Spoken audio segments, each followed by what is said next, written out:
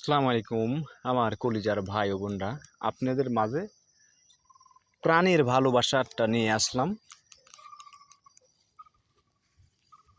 এই যে প্রাণীটা এমন বাধা বাঁধেছে এই জায়গাতে, ছাড়তে পারছে না। তো আসলে প্রাণীটা আমি ছেড়ে দেব, কিন্তু ছাড়াইলেই।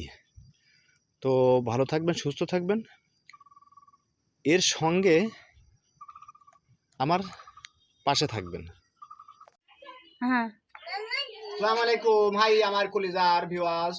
আসলে এই যে পাখিটা জালের ভিতরে পড়েছিল, তো আমার মেয়ের খুব শখ, এই জন্য নিয়ে আসলাম।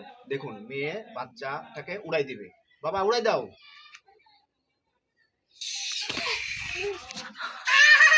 যা, চলে যা।